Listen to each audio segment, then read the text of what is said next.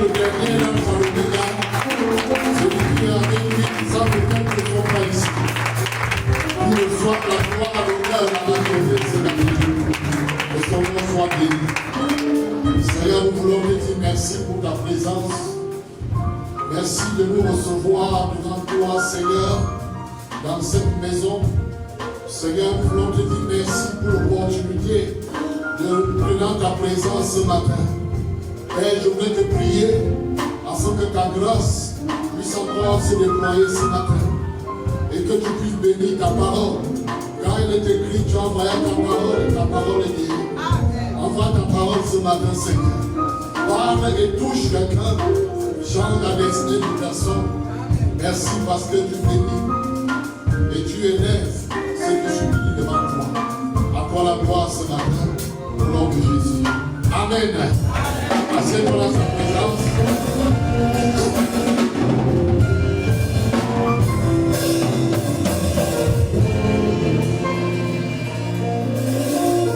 Amen. Alléluia. Je vous salue ce matin au précieux nom de Jésus. Pour ceux qui ne me connaissent pas, je suis le révérend Armand Idouzi. Je suis, par la grâce de Dieu, depuis 2006, envoyé comme missionnaire en Guinée équatoriale. Et je rends grâce à Dieu parce que je suis arrivé ici il y a quelques temps et mes parents spirituels ont permis que je puisse apporter la parole ce matin avant de remonter. Alléluia. Donc je remercie Dani et Momi qui m'ont encore accordé l'opportunité. Est-ce que vous pouvez acclamer le Seigneur pour ce coup de remerciement?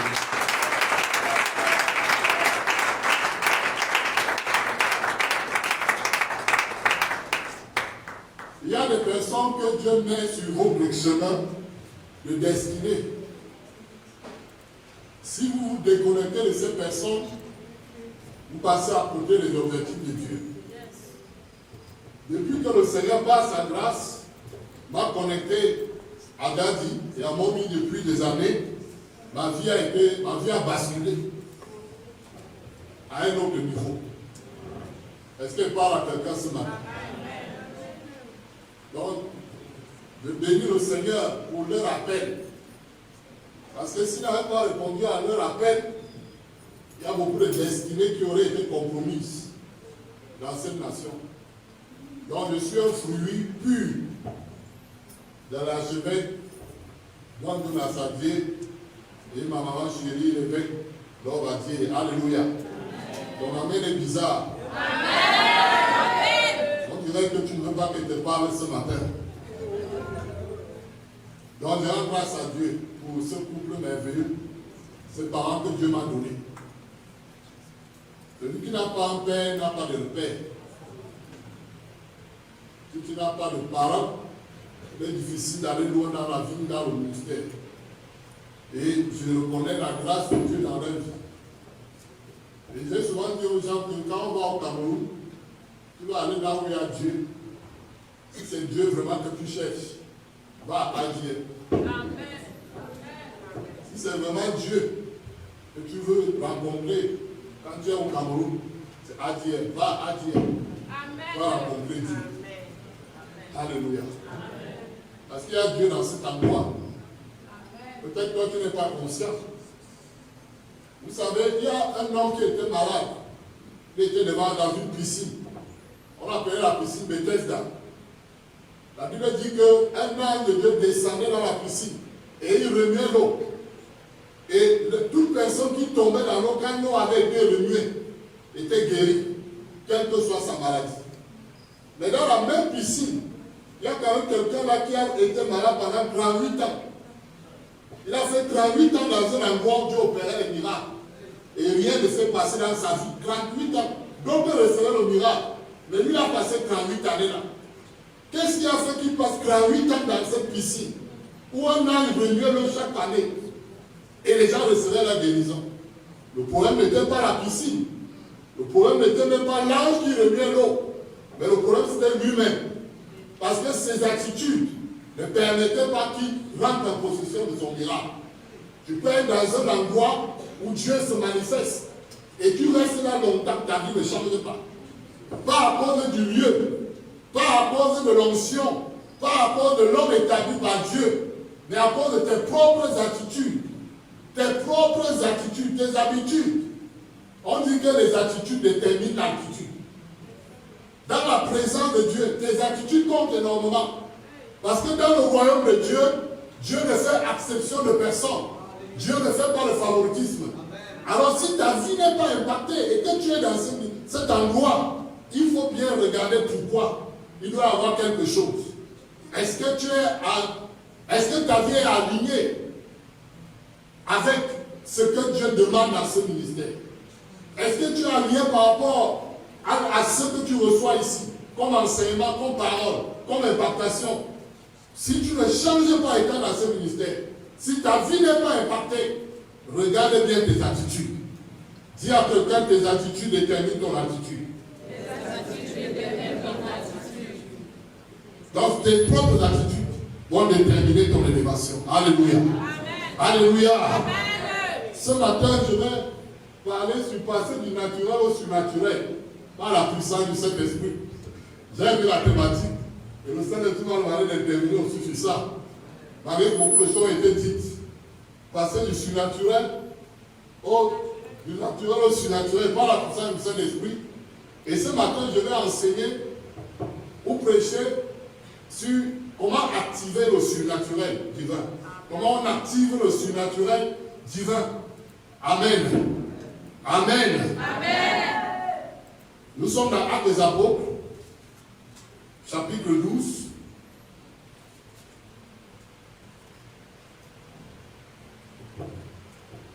Actes des Apôtres, chapitre 12.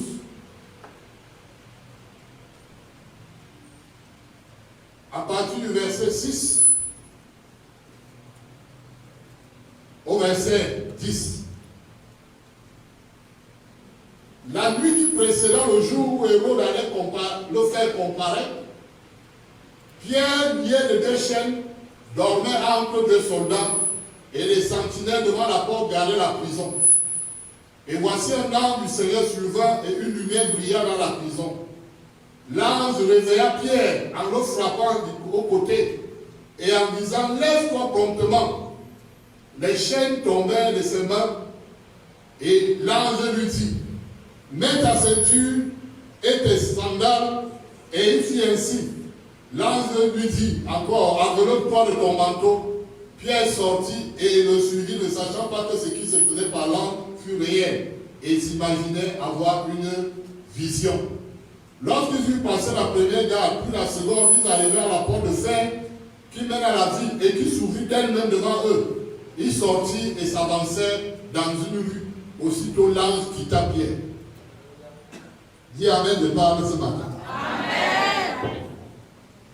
Donc comment activer le surnaturel? Je veux dire à quelqu'un que le surnaturel divin est une réalité. Mais pour que nous puissions l'activer, il y a certaines choses ou alors certaines clés que nous devons utiliser pour vivre la dimension surnaturelle de Dieu. Ici, on nous parle de l'apôtre Pierre qui avait été mis en prison par Hérode. La Bible dit que Hérode l'avait arrêté et Hérode l'avait mis en prison. Et Pierre était en prison et il avait les chaînes aux pieds et les chaînes entre les mains. Et la parole de Dieu nous dit que la veille où il devait être exécuté, Dieu a envoyé l'ange dans la prison. Que Dieu a envoyé l'ange dans la vie de quelqu'un ce matin. Amen. Pour te sortir de toute prison dans laquelle tu étais. Amen. Parce que le surnaturel de Dieu fonctionne avec le ministère des anges. Et l'ange est entré dans la prison de Pierre. Et la Bible dit que l'ange a réveillé Pierre en le frappant de côté. Mais la parole de Dieu nous dit d'abord que Hérode avait arrêté Jacques et il a tué Jacques. Et après il a arrêté Pierre. Mais parce que l'église priait pour Pierre, la veille devait être exécutée, n'est-ce pas? Dieu a envoyé l'ange pour enlever Pierre de prison. Amen. Donc il y a certaines choses qui nous arrivent et parfois ce n'est pas la volonté de Dieu. Parfois nous attribuons à Dieu, à la volonté de Dieu, c'est des choses qui ne sont pas réellement sa volonté. Comment est-ce que Jean pouvait être arrêté et emprisonné et tué? Parce que je crois personnellement que l'Église n'avait pas prié pour Jean. Parce que si l'Église avait prié pour l'apôtre Jean, Hérode ne l'aurait pas tué. Il y a certaines choses dans nos vies qui peuvent nous arriver, étant des enfants de Dieu, qui ne sont pas dans la volonté de Dieu. Nous devons nous lever spirituellement pour les confronter, afin que ces choses partent de nos vies. Est-ce que je parle à quelqu'un ce matin? N'accepte pas tout ce qui t'arrive en disant que c'est la volonté de Dieu. Parce que Jean est mort parce que l'Église n'avait rien fait pour Jean. Mais lorsqu'on a arrêté Pierre et on a mis Pierre en prison, l'Église a senti que si Pierre aussi part, c'est dangereux. On a dit à tuer Jacques, si on tue Pierre, il y aura plus de leader pour conduire l'Église. Et là, l'Église s'est réveillée. Et l'Église s'est mise à prier pour Pierre, pour que Dieu sorte Pierre de prison. Nous voyons dans cette passage l'important de prier pour nos leaders, l'important de prier pour nos parents spirituels. Parce que le diable connaît la parole qui dit qu'il frappera nos bergers et les brebis seront dispersées. Il faut toujours prier pour nos parents spirituels, pour les gens que Dieu a placés devant nous. C'est très très important. Alléluia. Alors là, j'ai entré en prison. Là, j'ai trouvé que Pierre dormait. Un apôtre comme Pierre, qui a marché avec Jésus, qui a vu Jésus dans la transfiguration, qui a marché sur les eaux, mais qui se retrouve en prison. Le diable ne respecte pas le tigre. Le diable ne respecte pas le tigre. Dans le monde spirituel, on ne reconnaît pas le tigre. Si tu es léger, que le diable peut te manger, va te manger. Mais je l'interdis de te toucher ce matin au nom de Jésus. Pierre était en prison, un apôtre qui a marché avec Jésus, qui a mangé avec Jésus, qui a marché sur les eaux, qui a vu Jésus dans la gloire. Mais on l'a mis en prison. Le diable l'a mis en prison. Et il dormait étant en prison. Malgré son poids spirituel, l'onction apostolique sur lui, il était en prison. Je ne connais pas dans quelle prison le diable t'a placé. Mais avec l'onction de mes parents spirituels, je déclare que Dieu te libère ce matin. Toute prison dans laquelle tu étais enfermé, ce matin Dieu te sort de là au nom de Jésus. Que ce soit une prison spirituelle, une prison financière, une prison conjugale, quelle que soit la prison, je déclare que tu es libéré. Je déclare que tu es libéré. Je déclare que tu es libéré. Alors ce qui me marque quand l'ange arrive, la Bible dit qu'est-ce que l'ange a fait? La Bible dit que l'ange a réveillé Pierre en le frappant de côté. Parce que Pierre dormait considérablement. Là, il n'a pas fait deux choses. Là, il a seulement réveillé. Ça, c'est la première clé pour activer le surnaturel. Donc, Dieu était préoccupé par le fait que Pierre dormait en prison. Et quand l'ange est arrivé, l'ange l'a réveillé. Pour activer le surnaturel, tu dois te réveiller. C'est ma première clé ce matin. Éphésiens chapitre 5, verset 14 dit, c'est pour cela qu'il est écrit, réveille-toi, toi qui dors. Relève-toi d'entre les morts et Christ t'éclairera. Amen. Réveille-toi, toi qui dors. Relève-toi d'entre les morts et Christ t'éclairera. Bien aimé, pour que le surnaturel de Dieu t'accompagne, tu dois te réveiller. Amen. L'ange a réveillé Pierre. La Bible dit que Pierre s'est réveillé et il lui a dit, lève-toi. Dès que Pierre s'est levé, les chaînes sont tombées. Amen. Les chaînes qui étaient en train de se mettre sont tombées. Les chaînes sont tombées de ses pieds. Pourquoi? Parce qu'il s'est réveillé. Amen. Tu vas activer le surnaturel, il faut que tu te réveilles. Amen. Réveille-toi, toi qui dors. Relève-toi d'entre les morts et Christ t'éclairera. Quelqu'un a dit qu'une foi qui est attribuée à Dieu, tout ce qui nous arrive est une foi irresponsable. Si tu penses que tout ce qui t'arrive, tu attribues tout ça à Dieu, c'est une foi irresponsable. Il y a des choses que Dieu te demande toujours de faire. Dieu est toujours en partenariat avec nous. Il y a des choses qu'il te demande de faire à chaque moment. Lorsque tu fais ta part, il peut faire la sienne. Papa Edaouz disait que nous devons prier le Seigneur comme si tout dépendait de Dieu. Et après avoir prié comme si tout dépendait de Dieu, tu dois agir comme tout dépend de toi. Ton amen est bizarre. Amen. Donc prie comme tout dépend de Dieu. Et après ça, agis comme si tout dépend de toi. Là, le surnaturel va poser les portes. Alléluia. Donc, réveille-toi. Il y a un passage dans le livre de Juges. Dans Juges chapitre 5, verset 12. Il a dit, réveille-toi, Déborah, réveille-toi. Réveille-toi, Juges 5, verset 12. Dis, réveille-toi, Déborah. Réveille-toi. Dis un cantique. Donc quand on se réveille, il y a des choses qu'on fait. Le surnaturel accompagne les gens qui se réveillent. Tant que tu n'es pas réveillé, tant que tu dors, tu peux pas vivre le surnaturel de Dieu. Il y a une église dans laquelle Dieu apparaît dans l'Apocalypse. Il croit l'église de Sardes. Dieu dit à l'église de Sardes, ainsi parle celui qui a les clés de David. Il dit, tu passes pour être vivant, mais tu es mort. Il croit Apocalypse 3, à partir du verset 8 au verset 9. Dieu parle à l'église de Sardes. Il dit, je connais tes œuvres. Je sais que tu passes pour être vivant, mais tu es mort. Il dit, c'est pourquoi sois vigilant et assaillis le reste qui est prêt de mourir. Dans l'église de Sardes passaient pour être vivant, mais ils étaient morts. Et Dieu a parlé à l'église de Sardes. Donc tu peux passer pour être vivant, mais tu es mort. Spirituellement, tu es mort depuis, mais tu es physiquement présent à l'église. La vie de Dieu, de l'esprit n'est pas ton partage. Alléluia. Alléluia. Dis à quelqu'un, réveille-toi. Dis à un autre, réveille-toi. On dit, réveille-toi, Déborah. Mets ton propre nom là-bas. Hein? Parle à toi-même. Il dit, réveille-toi, Déborah, réveille-toi. Dis un cantique. Quand on se réveille, il y a des choses qu'on fait. Pendant l'ange a d'abord réveillé Pierre. Pierre dormait en prison. Donc Dieu savait que si Pierre se réveille, les problèmes sont résolus. Aussi longtemps que tu dors, le surnaturel ne peut pas t'accompagner.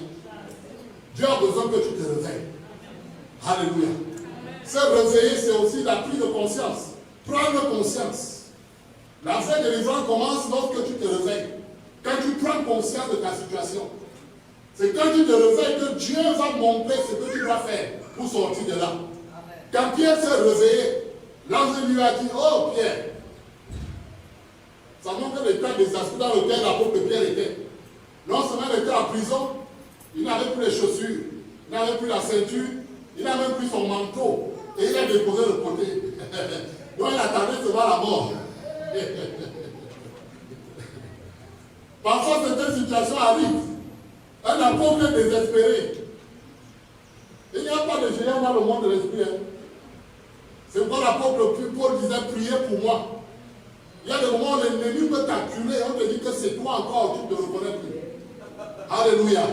Donne-moi un amen, je parle. Amen. Ah oui.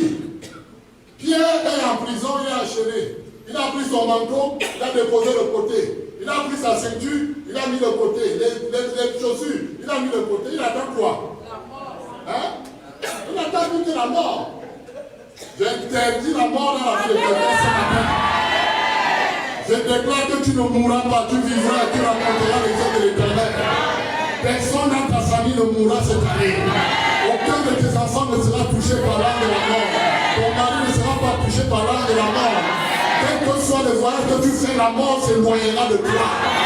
Au nom de Jésus-Christ. Donc là, il a réveillé Pierre. Et là, il lui a dit, Pierre, mets tes babouches, porte tes sandales. Un apôtre, tu n'as plus les sandales. Les sandales, c'est le zèle que donne l'évangile. Tu as perdu le zèle, apôtre. Reprends le zèle.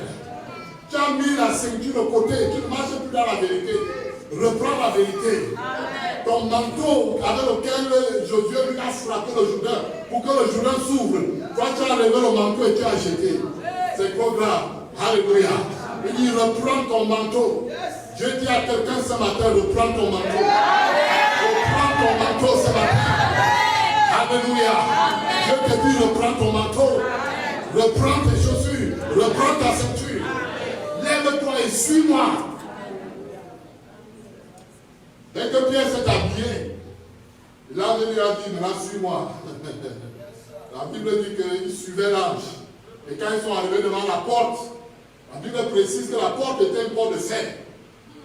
La porte était une porte de fer. Mais quand ils sont arrivés, parce que Pierre suivait l'ange, la Bible dit que la porte s'est ouverte seule. Je déclare dans la vie de quelqu'un ce matin, le Seigneur t'ouvre les portes. Amen. Il y a des portes qui vont s'ouvrir ce matin dans ta vie. Amen. Il a dit dans Isaïe qu'il va ouvrir, briser les portes des reins. Il va rompre les verrous de fer. Et il va te donner les trésors cachés des richesses des nations. Afin de te confirmer qu'il est l'Éternel qui t'appelle par ton nom. Amen. La porte s'est ouverte. Amen. Que toute porte qui était fermée dans ta vie, je les ouvre ce matin. Amen. Je déclare que toute porte qui était fermée s'ouvre dans ta vie. Amen. Au nom de Jésus-Christ de Nazareth. Que ce soit les portes spirituelles, les portes financières, les portes de voyage, les portes conjugales, que Dieu t'ouvre les portes. Amen. Que Dieu t'ouvre les portes. Amen. Que Dieu t'ouvre les portes. Amen. Que Dieu t'ouvre les portes. Amen. Que Dieu t'ouvre les portes. Amen. Au nom de Jésus. Que ce soit les portes ouvertes. Quand Dieu t'ouvre les portes du voyage, le voyage devient un jeu pour toi. Amen. Quand une porte est ouverte dans un domaine, c'est facile pour toi. Tu ne luttes pas. Je me souviens à l'époque, avant que commence le voyage missionnaire, les portes étaient fermées. Quand les portes ont commencé à s'ouvrir, c'est moi qui commençais à demander à Dieu pardon, je ne veux plus voyager. Il y a le moment où Dieu t'ouvre une porte, c'est toi qui commences à prier Dieu, Seigneur, pardon. Ne me laisse pas bouger. Que Dieu t'accorde la grâce. Et t'ouvre la porte au nom de Jésus. Amen. Les portes étaient fermées dans mon ministère. Et quand Dieu a commencé à ouvrir les portes, commencé à aller de pays en pays, l'invitation a commencé à venir. J'ai commencé à voyager. Alors, le Dieu est le Dieu qui ouvre les portes. Amen. Il dit qu'il est le Dieu qui a la clé de David. Celui qui ouvre, personne ne fermera. Et celui qui ferme, personne n'ouvrira. Dieu travaille avec les portes ouvertes. Quand Dieu veut que tu travailles quelque part, il t'ouvre la porte. Alléluia. Alléluia. L'apôtre Paul savait que Dieu ouvre les portes. Dans 1 Corinthiens chapitre 16, à partir du verset 8 au verset 9, l'apôtre Paul dit, je resterai néanmoins à Éphèse, car une porte grande et d'un accès efficace m'est ouverte, malgré le fait que les ennemis sont nombreux. Alléluia. Amen. Il dit, je resterai à Éphèse, parce qu'une porte grande et d'un accès efficace m'est ouverte. Et les ennemis sont nombreux. Dieu travaille avec les portes ouvertes. Quand Dieu ouvre une porte, c'est là que tu dois entrer. Quand Dieu n'a pas ouvert le porte, ne force pas la porte que Dieu n'a jamais ouverte. Parce que Dieu ouvre les portes et il ferme les portes. Il ouvre les portes quand il veut que tu aies accès à quelque chose. Mais quand il veut te protéger aussi, il peut fermer la porte. Alléluia. Non, un bon amen. Amen. Donc quand Dieu t'ouvre les portes ce matin, j'ai un fardeau de prier ce matin pour les portes ouvertes. Pour que le Seigneur t'ouvre les portes. La première fois que je faisais un bon voyage, un voyage important, j'étais rentré ici. Et un jour, Dieu m'a dit, je devais aller en France. On était en 2005. Je revenais du Congo. J'avais déjà prêché dans toute l'Afrique. Vous voyez qu'on a commencé tant jeune. J'ai déjà même vieilli dans le service de Dieu. Parce que dans le quand j'ai commencé, j'étais tout petit comme ça, avec un petit corps. Alors je voulais voyager, j'ai reçu l'invitation en Europe. Et j'avais peu d'argent sur moi. Et le Saint-Esprit m'a dit, le visa était difficile, autant qu'aujourd'hui. Avant d'aller à l'ambassade de France, Dieu m'a dit que fais une semence. Vous devez faire quel genre de semence c'est bon. Je n'ai même pas assez d'argent. Et Dieu m'a dit, va prendre ta vie. Ils m'ont mis, amène manger dans un restaurant. Avec le peu que tu as. Et je vais t'ouvrir les portes. Dis Amen. Amen. Je vous parle de mon histoire. Quand il dit que tu peux dans un endroit où les gens reçoivent les miracles et toi tu te demandes qu'est-ce qui ne va pas dans ta vie. À l'époque là, il y avait la BMW noire. Je suis venu au culte. Et il a dit, vous avez mangé quelque part. Je ne savais même pas pourquoi je vous avais mangé quelque part. Je les ai embarqués dans un restaurant là-bas où j'étais à l'hôtel. Ah ah. Je les ai amenés où j'étais à l'hôtel là-bas. Dans un bon restaurant. Où Moi, je n'avais jamais mangé. Ouais, ce n'était pas là mon souci. Ce n'était pas là-bas mon souci. Mon souci, c'était que je reçois ma bénédiction. Le jour-là, c'était le premier jour que moi, je mangeais là-bas. Là, j'ai regardé le caractère de Dieu. Je dis que je vais t'amener dans quel restaurant ici. Là où je veux la bénédiction. Je suis arrivé là-bas et quand on m'a dit que j'ai demandé le prix, j'ai dit ok, je peux m'en sortir avec mon bill ici. Alléluia.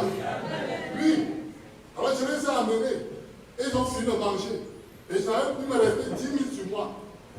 J'ai enlevé les 10 000 à j'ai donné à Dadi.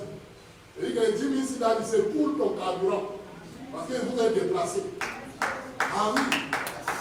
J'ai enlevé les 10 000 à j'ai donné à Dadi. Je me suis fait et je suis rentré à la maison. Quand je suis rentré à la maison, mon passeport était à l'ambassade de France. Après les avoir menés au restaurant, on m'a appelé. L'ambassade m'a appelé pour me dire d'aller prendre mon visa. Le visa était prêt. Quand je suis arrivé, on m'a remis le passeport le visa de là. Alléluia. Les premiers visas Schengen, c'était dans le passeport. Et je suis rentré quelques temps après. Dieu a produit tout ce qui était nécessaire pour que j'aille à Russie. Tout ce qui était nécessaire. Billet d'avion, transport, jusqu'au train, jusqu'au logement, je n'ai pas eu de problème. Dieu avait ouvert la porte. Parce que j'ai écouté la voix de l'Esprit. Il m'a dit, va prendre les serviteurs, amène-les au restaurant. Et j'ai obéi. Donc tu peux être dans un endroit à la bénédiction, toi tu es là comme ça, ta vie ne change pas. Bah, tu ne connais pas ce qu'il faut faire. Et même si tu connais ce qu'il faut faire, tu ne le fais pas. Est-ce que je parle à quelqu'un? Amen. Donc réveille-toi ce matin. Réveille-toi. Comme Pierre s'est réveillé. Et les portes vont commencer à s'ouvrir dans ta vie. Au nom de Jésus Nazareth. 1 Roi chapitre 17. Dans 1 Roi chapitre 17, la parole de Dieu nous dit quelque chose s'est passé dans la vie du prophète Élie. C'est mon dernier passage. Hein? C'est mon dernier passage. Je vais lire. 1 Roi 17. 1 Roi 17.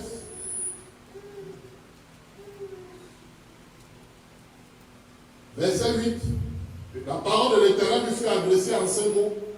Lève-toi, va, Sarepta qui appartient à Sidon, et demeure là.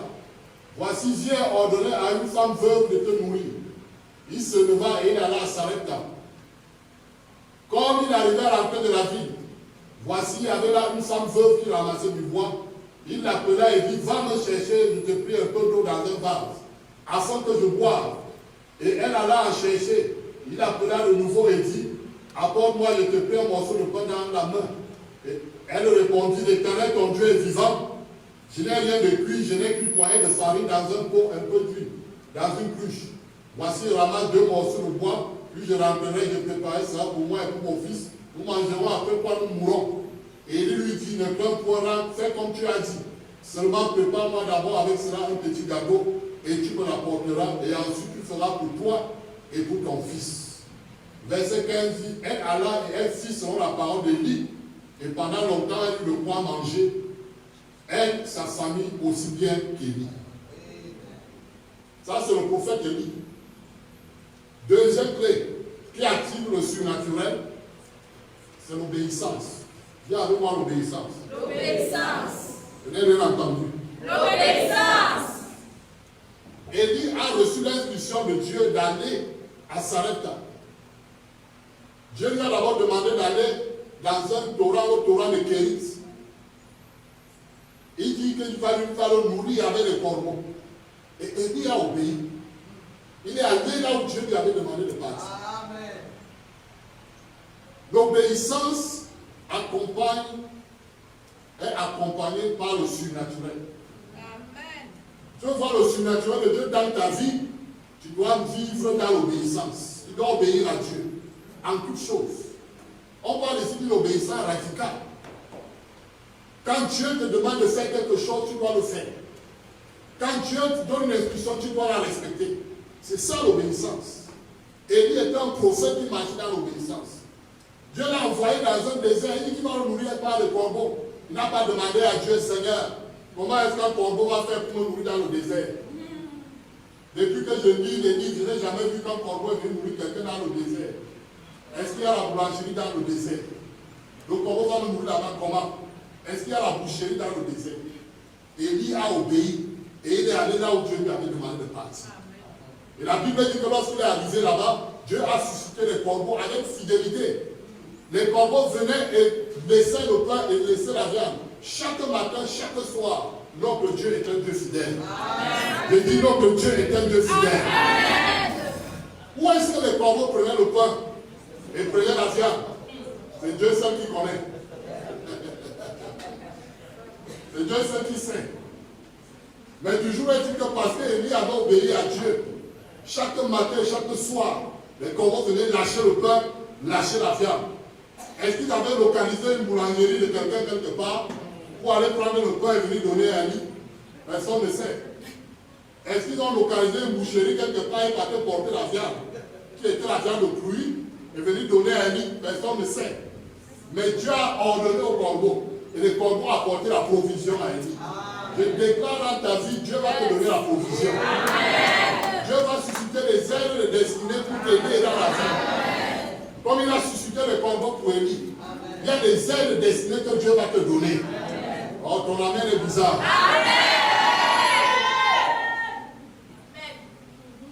Que Dieu te donne des ailes de destinée ce matin. C'est ça les corbeaux. Le corbeau d'animal impur venait lâcher la viande et le pain. Et Élie marchait. Que Dieu te donne des ailes de destinée. Que Dieu suscite des corbeaux pour toi. Des personnes qui vont t'aider dans ta destinée. Parce que tu vis dans l'obéissance. Donc obéis à l'Éternel. L'obéissance amène le surnaturel. Quand Élie a obéi, le surnaturel l'a accompagné. Il a vu la provision divine. Alléluia. Troisièmement, pour activer le surnaturel, après l'obéissance, c'est la direction divine. Tu dois suivre la direction divine. Dis à quelqu'un, suis la direction divine. Suis la direction divine. Après avoir béni Élie dans le désert, Dieu lui a encore parlé. La Bible dit qu'après un temps, le torrent fut sec. Et Dieu dit à Élie, lève-toi, va à Sarepta. Là-bas, j'ai ordonné maintenant, pas au corbeau, mais à une femme veuve, de te nourrir. Hey. Élie est allé à Sarepta. Il a suivi la direction que Dieu lui donnait. Quand tu suis la direction divine, le surnaturel va t'accompagner. Quand tu suis la direction divine, le surnaturel va t'accompagner. Dans le livre de Somme, chapitre 32, verset 8, Dieu dit, je vais t'instruire, je t'instruirai, et je te montrerai la voie que tu dois suivre. Je te conseillerai, et j'aurai le regard sur toi. Donc le surnaturel accompagne les gens qui suivent la direction divine. Les gens qui laissent que Dieu les conduise. Tu veux vivre le surnaturel, laisse Dieu conduire ta vie. Laisse Dieu te diriger. Alléluia. Laisse Dieu te diriger. Si Dieu te dit d'aller à gauche, va à gauche. Si Dieu te dit d'aller à droite, va à droite. Et tu verras le surnaturel t'accompagner. Dans le livre d'Ésaïe, la parole dit que tes oreilles attendront derrière toi une fois qui dira, voici le chemin, marchez ici. Quand vous iriez à gauche et à droite, tes oreilles attendront derrière toi une fois qui dira, voici le chemin. Ça part la direction divine. Laisse Dieu te conduire. Laisse Dieu te diriger. Alléluia. Et tu vas vivre le surnaturel dans ta vie. Tous ceux qui obéissent à Dieu, tous ceux qui se laissent conduire par Dieu, vont vivre le surnaturel. Il y a des portes qui vont s'ouvrir dans leur vie. Parce que tu peux être à la place où le Seigneur ne te veut pas. Si tu es à un endroit où le Seigneur ne te veut pas, et que Dieu te veut dans un autre endroit où il y a la provision, tu peux rester là où tu es pendant longtemps sans voir le surnaturel. Dieu veut que tu puisses suivre la direction. Suivre la direction qui te donne. Alléluia. Donne-moi un bon amen. Amen. Dernière chose, après qu'Élie soit allé à Sarepta, il a rencontré la veuve à Sarepta, à qui Dieu avait ordonné de le nourrir. Donc il y a des personnes à qui Dieu a donné des ordres dans notre destinée de nous favoriser, de nous ouvrir les portes, de nous permettre d'avancer. Alléluia. Alléluia. Et souvent, le Seigneur peut nous ouvrir des portes pour nous conduire vers cette personne. La zone de Sarepta était une aire destinée pour le prophète Élie. Dieu lui a dit d'aller au prochain niveau, en allant à Sarepta. Si Élie était resté au Torah, parce que là-bas il avait vécu certains miracles, et ne s'était pas déplacé pour aller à l'étape suivante, la sécheresse aurait tué là-bas dans le désert. Parfois nous restons dans les choses dans lesquelles Dieu n'est plus. Parfois nous restons dans les choses dans lesquelles Dieu n'est plus. Parfois tu fais dans un travail dans lequel Dieu n'est plus. Mais quand tu as peur, tu n'as pas la foi de sauter le pas pour aller commencer ton entreprise. Tu dis non, je cherche d'abord la garantie. C'est quand je vais voir mieux que je vais bouger. Dieu te dit bouge, tu dis non, je suis d'abord ici. Tu oublies que dans le livre de Josué, la Bible dit que c'est lorsque les sacrificateurs avaient posé les pieds dans le Jourdain que le Jourdain s'est ouvert. Il y a le moment Dieu veut que tu fasses le pas avant qu'il intervienne. Ton amen est bizarre. Amen. Le moment Dieu a besoin que tu poses les pas avant que le Jourdain puisse s'ouvrir. Que Dieu ouvre ton Jourdain ce matin au nom de Jésus. Quel est le Jourdain que tu as dans ta vie? Que Dieu ouvre ton Jourdain ce matin. Que ton Jourdain s'ouvre au nom de Jésus. Que ton Jourdain s'ouvre dans les affaires. Que ton Jourdain s'ouvre dans le ministère. Que ton Jourdain s'ouvre dans les finances. Quel que soit le Jourdain, qu'il s'ouvre au nom de Jésus. Et Élie a rencontré la veuve de Sarepta. Il croyait que c'était une personne qui était riche. Parce que quand Dieu dit que j'ai ordonné à une veuve de te mourir, Élie croyait certainement que c'était une veuve joyeuse. Vous connaissez les veuves joyeuses? Vous connaissez ou vous ne connaissez pas? Élie croyait que c'était une veuve joyeuse. C'est-à-dire que c'était une femme bien nantie. Que si elle avait perdu son mari, elle a un grand héritage. Donc quand Dieu dit va, j'ai ordonné à la veuve, il sait que c'est d'abord une veuve joyeuse. Alors quand il arrive, il demande à la veuve, donne-moi de l'eau. La femme lui donne de l'eau. C'est la chose la plus facile.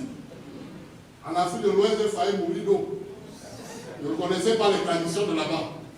On dit que quand tu es un missionnaire, tu dois te renseigner sur la culture des gens qui t'accueillent et sur la géographie de la où Dieu t'envoie et le vécu des populations. Moi, je suis parti la première fois en Afrique de l'Ouest, je ne connaissais pas les cultures.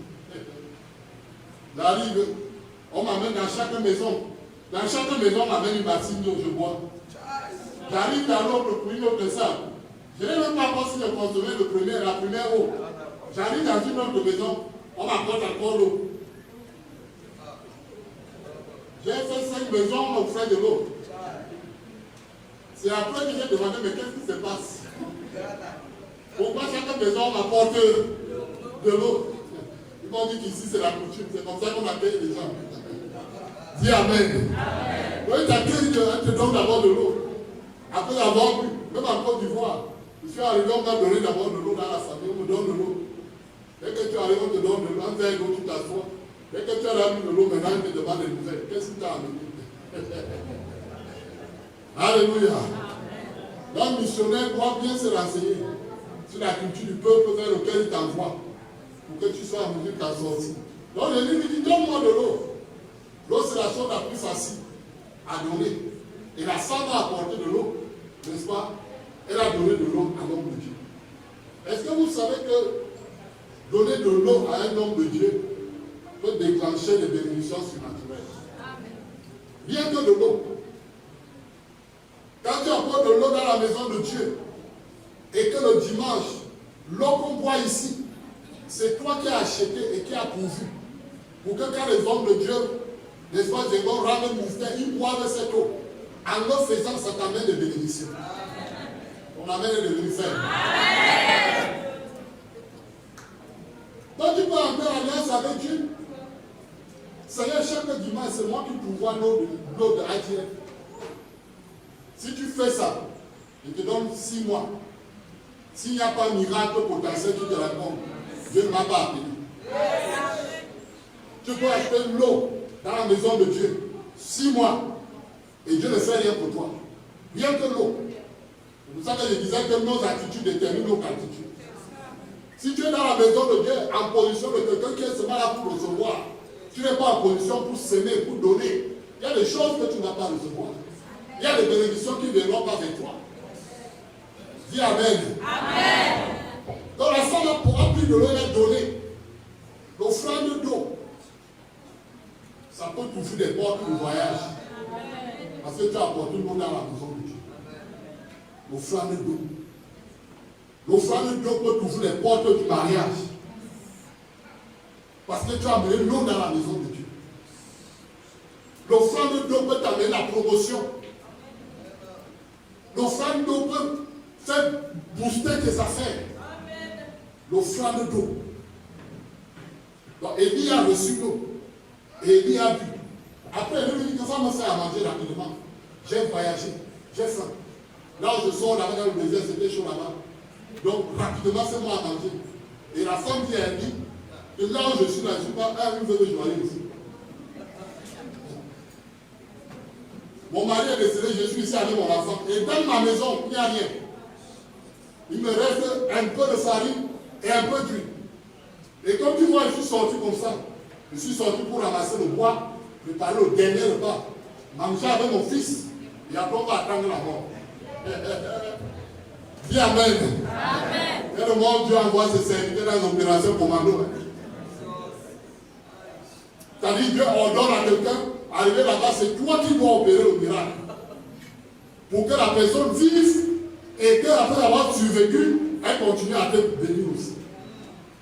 Et il a compris qu'il était en mission commando. C'est-à-dire qu'il devait interpréter le miracle, le surnaturel dans la vie de la femme. Et maintenant recevoir en retour ce que Dieu a commandé à la femme de lui donner. Alléluia. Dis Amen bien. Amen. Voilà pourquoi la dernière action, c'est la semence. Pour déclencher le surnaturel. La semence déclenche le surnaturel. La semence déclenche le surnaturel. La femme était devant un dilemme. Est-ce qu'elle doit s'aimer la dernière farine dans la vie de l'homme de Dieu, du prophète de Dieu, ou alors elle doit faire le repas, manger, mourir elle et son enfant? Mais elle a pris une décision sage. Ce matin, je te conseille de prendre des décisions sages. Prendre des sages décisions dans ta vie. Et les sages décisions, on les prend dans la présence de Dieu. C'est dans la présence de Dieu que tu prends des sages décisions. Loin de Dieu, tu ne peux pas avoir des sages décisions. La Bible dit que le salut est dans la multitude des conseillers.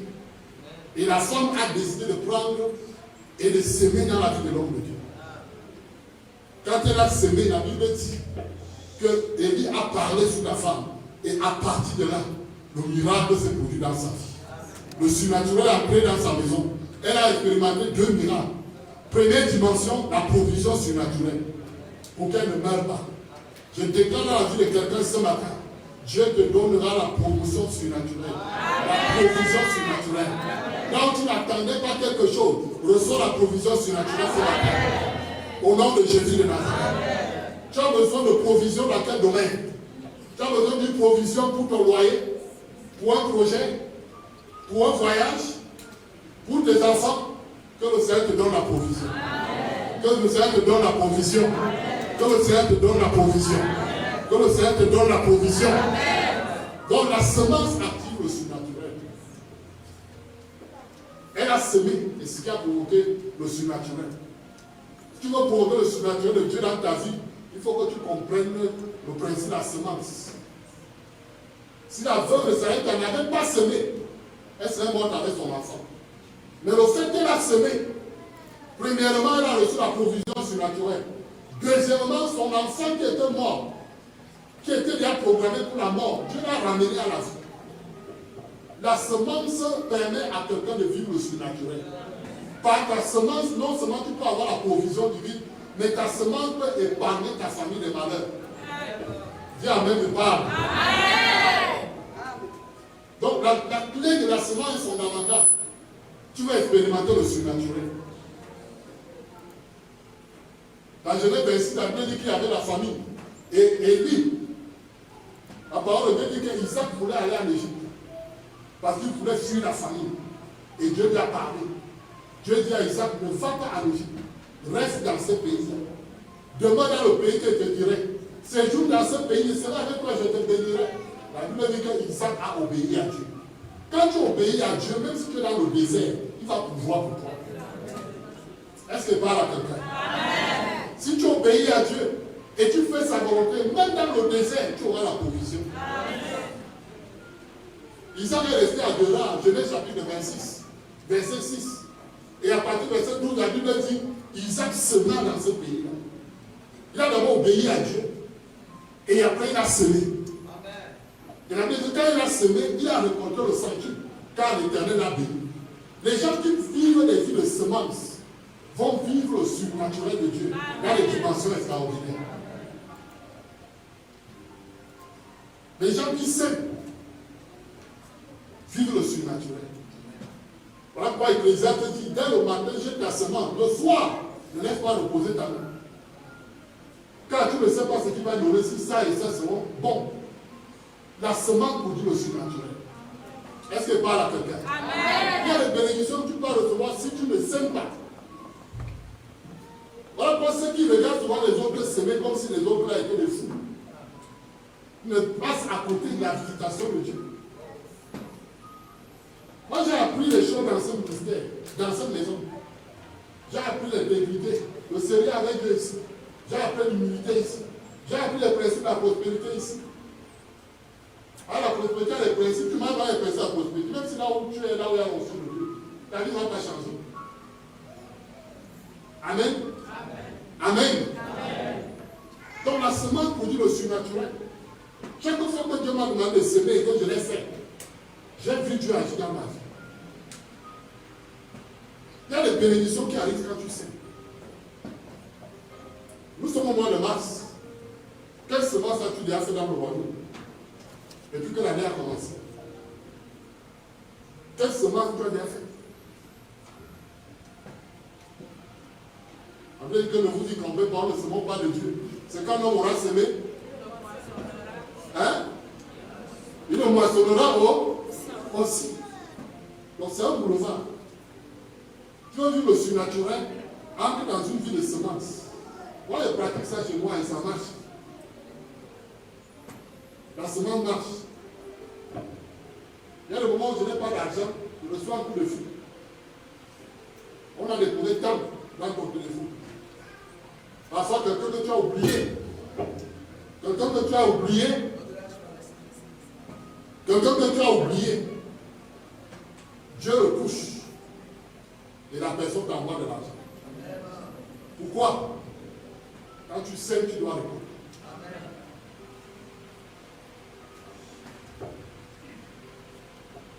Alléluia. Alléluia.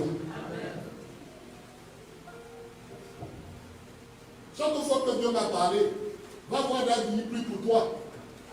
Fais une semence. Parfois, il vient voir David ici.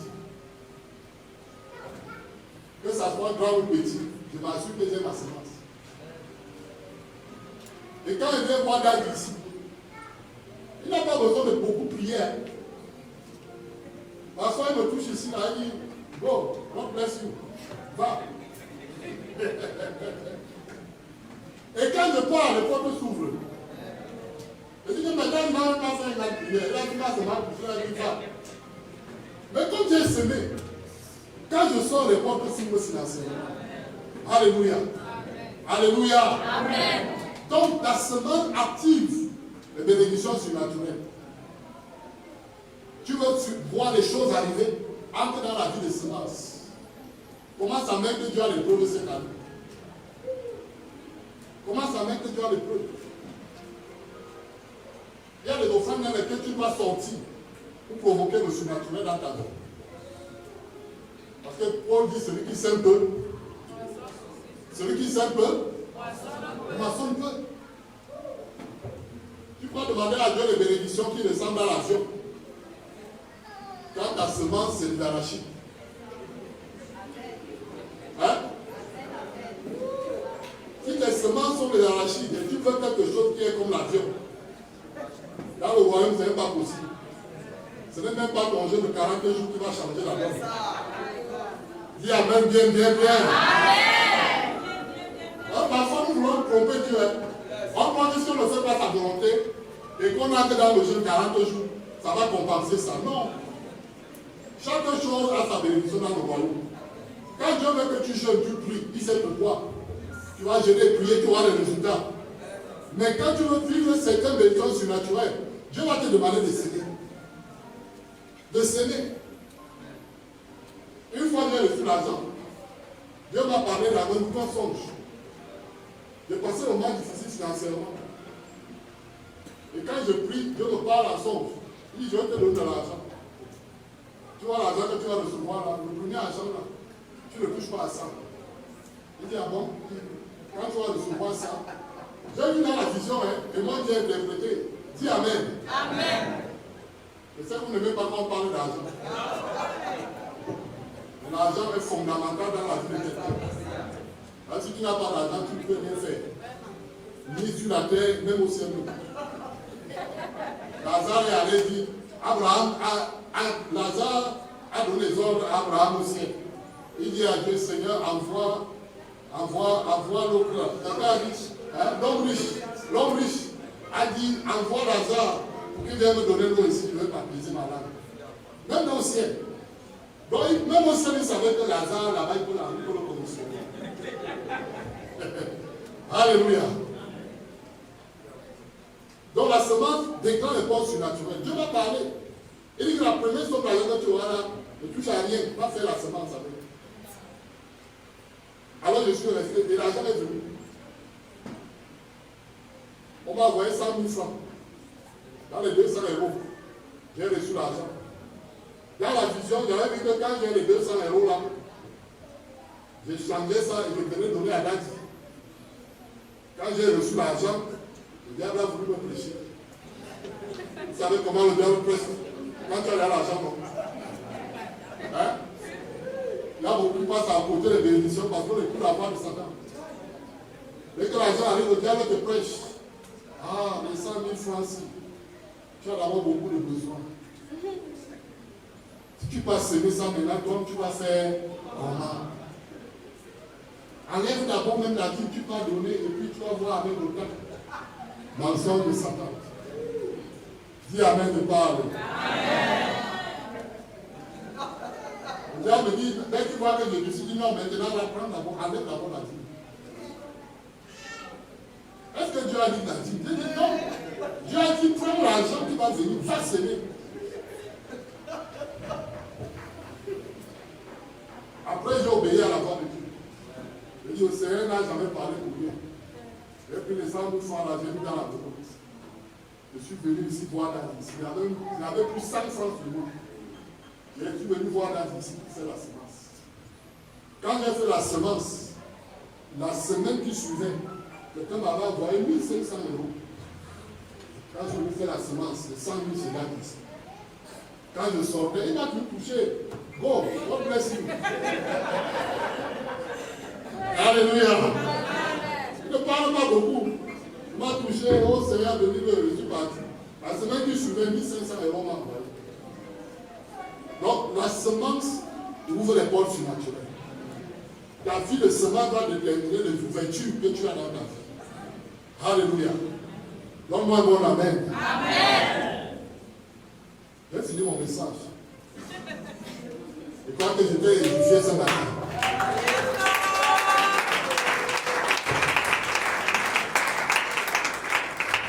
Je vais parler d'une manière pratique. Parce que parfois on se perd dans les révélations, on évite les choses pratiques. Parce que je sais que les choses qui marchent pour moi doivent marcher pour toi. Première chose, réveille-toi. Deuxième chose, l'obéissance à Dieu. Tu veux voir la main de Dieu dans ta vie, il faut que tu obéisses à Dieu. Troisième chose, laisse Dieu te conduire. Suis sa direction. Il y a un temps où moi je voulais rester ici au Cameroun. Je voulais rester. Je ne sais pas si c'est l'amour de la patrie, bien c'est quoi, je ne sais pas. Quand j'avais perdu ma maman, après le deuil, j'ai voulu rester au Cameroun. C'est devenu compliqué pour moi ici. J'ai dit que c'est qu'est-ce qui ne va pas. J'ai prié, Dieu me dit que tu ne fais pas ici. Je ne t'ai pas envoyé ici. Va incarner mon programme. Tu peux être dans un endroit, peut-être que ce n'est pas là où Dieu veut te dire. Quand j'ai obéi, je suis reparti dans mon terrain missionnaire, les portes se sont ouvertes encore. Alléluia. Alléluia. Donc obéir à la voix de Dieu. Suivre la direction de Dieu pour toi est important. Tu dois être là où Dieu veut que tu sois. Tu dois faire ce qu'il veut que tu fasses. Et tu dois activer ta vie de semence pour attirer le surnaturel. La veuve a donné la dernière farine et la dernière huile à Dieu. Et le surnaturel est venu dans sa vie. Non seulement elle a vécu la provision surnaturelle, mais en plus, elle ne savait pas que son enfant allait mourir. Et à cause de sa semence, Dieu a ramené son enfant à la vie. Je déclare à la vie de quelqu'un ce matin, tout domaine de ta vie où il y avait la mort, tout domaine de ta vie où la mort a frappé, Dieu te redonne la vie. Amen. Dieu te redonne la vie. Amen. Dieu te redonne la vie. Amen. Dieu redonne la vie à tes affaires. Amen. Dieu redonne la vie à ton ministère. Amen. Dieu redonne la vie à tes finances. Amen. Dieu redonne la vie à ton foyer. Amen. Tout ce qui a été touché par la mort, revis ce matin au nom de Jésus. Amen. Revis ce matin au nom de Jésus. Lève-toi, nous voulons prier.